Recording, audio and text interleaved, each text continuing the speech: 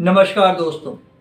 1947 भारत और पाकिस्तान का विभाजन एक और सांप्रदायिक हिंसा की आग में झुलसता उपमहाद्वीप और दूसरी ओर एक व्यक्ति जिसने एक ऐसे देश में उच्चतम पद हासिल किया जहां उसकी पहचान ही अल्पसंख्यक की थी। ये कहानी है जोगेंद्र नाथ मंडल की, पाकिस्तान के पहले कानून मंत्री, एक हिंदू, एक दलित और एक क्रांतिकारी नेता जिनकी जिंदगी संघर्ष आदर्श की मिसाल है। जोगेंद्र नाथ मंडल के जन्म की बात की जाए तो इनका जन्म 1904 में बंगाल के एक छोटे से गांव में हुआ। वह नाई समुदाय से ताल्लुक़ रखते थे। उस समय जातिगत भेदभाव अपने चरम पर था और मंडल का बचपन इसी सामाजिक अन्याय के साए में बीता। जोगेंद्र नाथ मंडल ने शिक्षा को अपना हथियार बनाया। कानून और राजनीति की पढ़ाई करके उन्होंने अपने समाज को एक नई दिशा देने का सपना देखा। जल्द ही वह भारतीय राजनीति में दलित अधिकारों के प्रमुख आवाज बन गए। जोगेंद्र नाथ मंडल पर डॉक्टर भीमराव अंबेडकर का गहरा प्रभाव पड़ा। अंबेडकर की तरह मंडल ने भी दलित समुदाय को राजनीतिक रूप से मजबूत करने का बीड़ा उठाया। बंगाल में उन्होंने दलित अधिकारों के लिए लड़ाई लड़ी और अपने कर्तव्य कौशल के चलते लोकप्रियता हासिल की। मंडल ने अपना राजनीतिक जीवन बंगाल में अनुसूचित जातियों के नेता के रूप में शुरू किया था। वह कांग्रेस पार्टी की जातिगत नीतियों के आलोचक थे और मुस्लिम लीग के साथ गठबंधन करने का उन्होंने फैसला किया, जो उनके जीवन का सबसे विवादास्पद कदम माना जाता है। विभाजन से पहले सन 1946 में जो अंतरिम सरकार बनाई गई थी उसमें वे मुस्लिम लीग के प्रतिनिधि थे। जाहिद चौधरी ने अपनी किताब पाकिस्तान की सियासी तारीख में लिखा है कि जिन्ना के अंतरिम सरकार के लिए मंडल को नामजद करने के फैसले ने ब्रिटेन की लेबर सरकार में खलबली पैदा कर दी। उसको ये डर लगने लगा कि कांग्रेस को ये बहुत नागवार गुजरेगा और वो सरकार बनाने से अपना हाथ खींच लेगी।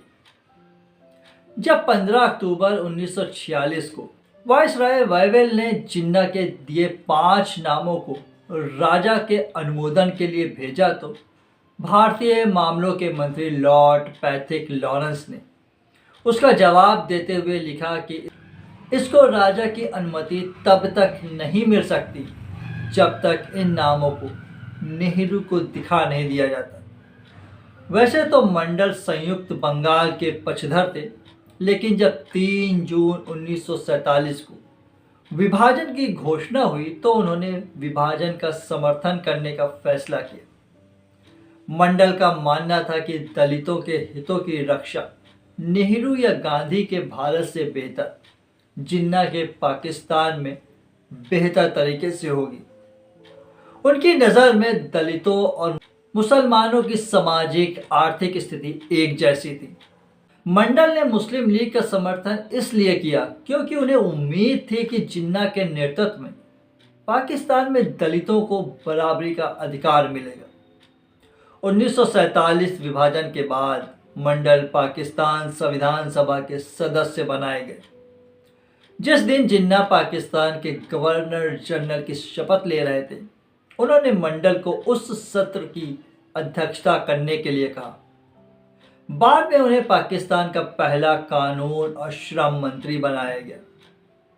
जब पाकिस्तान की संविधान सभा में जिन्ना को कायद आज़म का खिताब देने का प्रस्ताव रखा गया तो सभी अल्पसंख्यक सदस्यों ने इसका विरोध किया।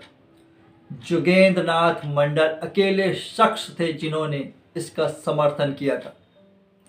मंडल ने पाकिस्तान के संविधान को धर्मनिरपेक्ष और समानता आधारित बनाने की कोशिश की, लेकिन उनके विचार जल्द ही उस देश की धार्मिक और सांप्रदायिक राजनीति से टकरा गए।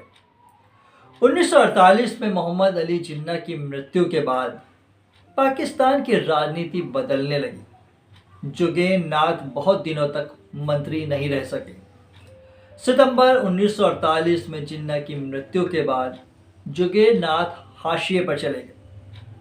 पाकिस्तान की नौकरशाही के विरोध के चलते उन्होंने अपने पद से इस्तीफा देने का मन बना लिया। मंडल ने जिन्ना के पाकिस्तान में दलितों और हिंदुओं के लिए समान अधिकार का सपना देखा था, लेकिन यह सपना धीरे धीरे टूटने लगा। 1950 में जब पाकिस्तान में अल्पसंख्यक समुदाय पर अत्याचार की हदें पार हो गईं, मंडल ने कानून मंत्री के पद से इस्तीफा दे दिया। अपने त्याग पत्र में उन्होंने लिखा, मुस्लिम लीग के साथ सहयोग करने की मेरी वजह यह थी कि बंगाल में मुसलमानों और अनुसूचित जातियों के हित एक समान थे।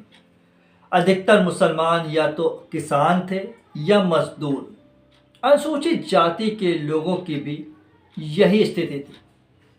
दूसरी अनुसूचित जाति के लोग और मुसलमान दोनों को शैक्षिक रूप से बहुत पिछड़े हुए थे। इस्तीफे के बाद जुगेन नाथ मंडल ने भारत लौटने का फैसला किया, लेकिन भारत में भी उन्हें वह सम्मान नहीं मिला जिसके वे हकदार थे।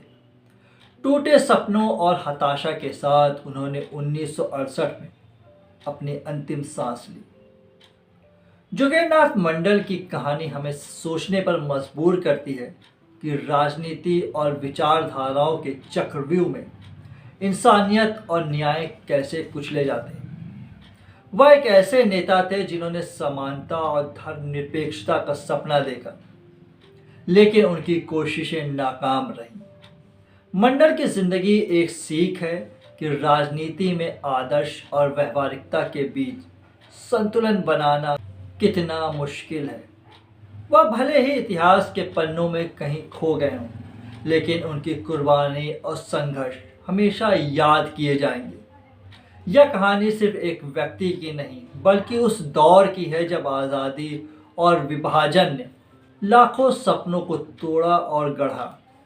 जुगेन नाथ मंडल उस इतिहास के मूक गवाह हैं। आज के लिए इतना ही दोस्तों, मिलते हैं अगले वीडियो में एक नई कहानी के साथ। तब तक के लिए धन्यवाद।